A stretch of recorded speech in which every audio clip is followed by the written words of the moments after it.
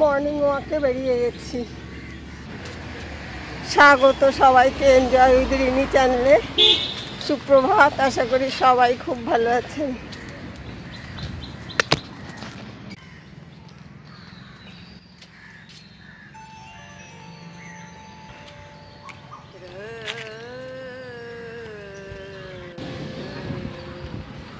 অনেকদিন পরে আবার এই রাস্তায় হাঁটছি।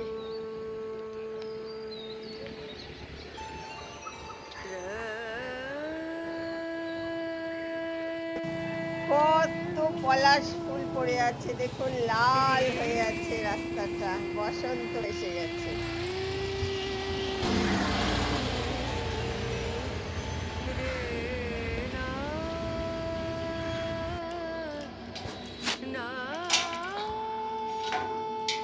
আজকে বেশি হাঁটা হয়নি।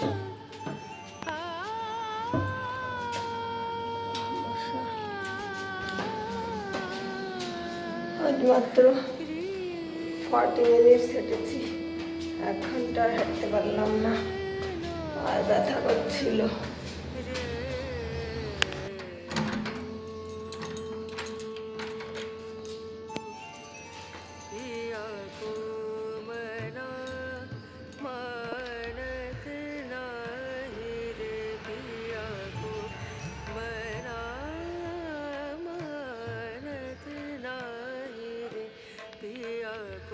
বিছানা লন্ডভন্ড,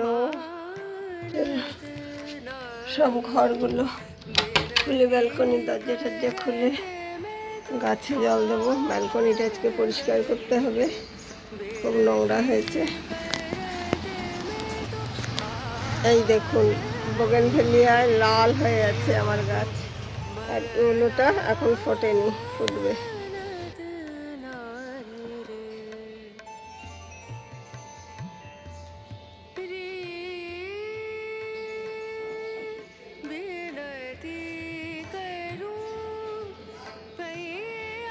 এগুলো সব হ্যাঙ্গারে তুলবো, আলমারিতে।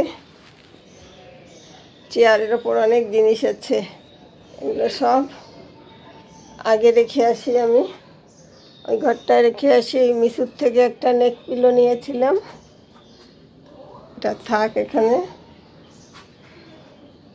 এই সমস্ত নিয়ে ওই রুমটায় রাখি, পরে গোছগাছ করবো। এখন আর গোছগাছ করতে ইচ্ছে করছে না, এই রুমটাও এলোমেলোই হয়ে আছে, থাক।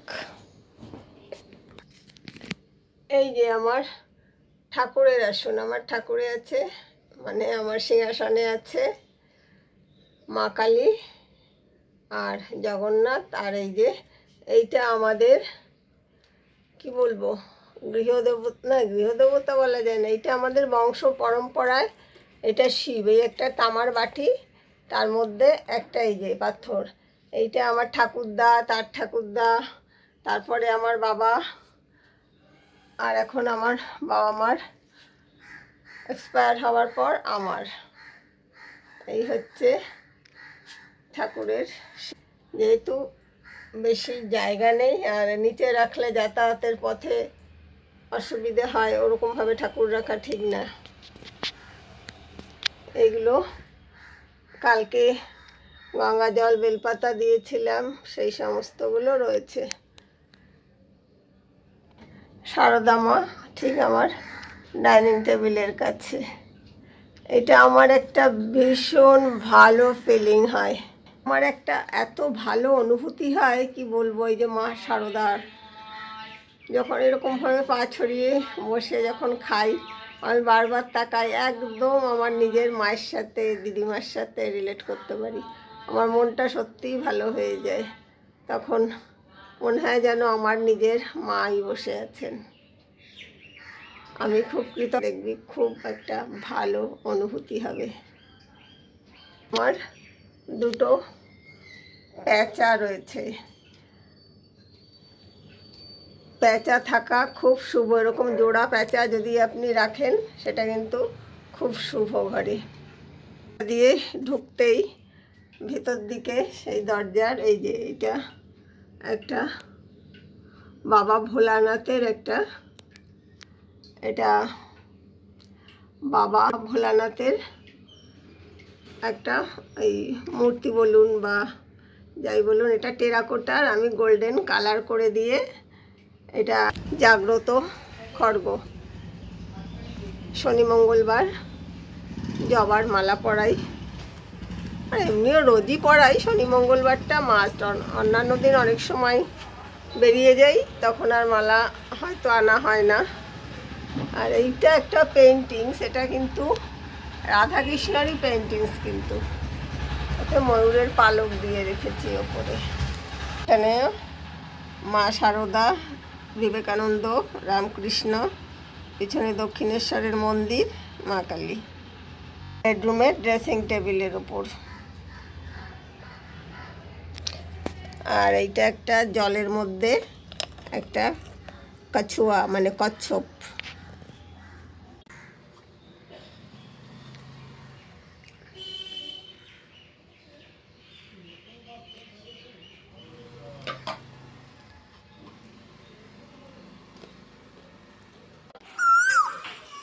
জিনিস আপনাদের সাথে শেয়ার করা হয়নি। এই দেখুন, একটা মাত্র পলাশ ফুল তুলে এনেছি।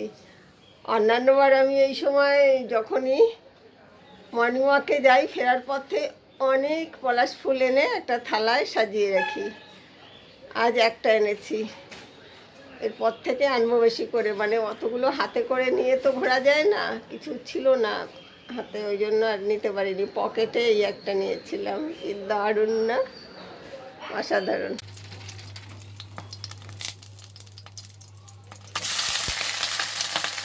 কুমড়ো আলু বেগুন দিয়ে একটা পুঁই শাকের তরকারি রান্না করছি।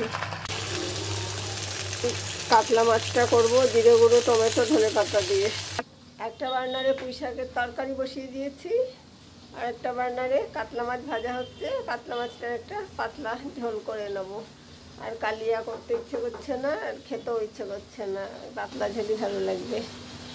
আজকে অনেক দেরি হয়ে গেছে, আসলে রবিবারটা একটু শুয়ে বসেই কেটে যায়। তারপর আমি ওই একটু মোবাইল নিয়ে বসলাম। আবার ওই সানডে যে নিউজ পেপারে যে রবিবার শরীরটা থাকে, তার গল্পটা পড়লাম। হঠাৎ দেখি 11:40, অমনি লাফ দিয়ে উঠেছে, এই রে আমার তো রান্না বাকি। আজকে লাঞ্চ মেনু ব্রাউন রাইস, নিম বেগুন, একটা আলু সেদ্ধ, একটা চিকেন লেগস, কাতলা মাছ, পুঁই শাকের তরকারি, টমেটো কুলের আচার। এই থালায় নিলে এত কিছু সাজিয়ে নেওয়া যেত না, অথবা আলাদা আলাদা বাটি করতে হতো, তাতে এক গাদা বাসন হতো। এখন খেয়ে নেই, খেয়ে নিয়ে জানি না ভিডিওটা কন্টিনিউ করতে পারবো কি না, না পারলে এখানেই শেষ করে দেবো।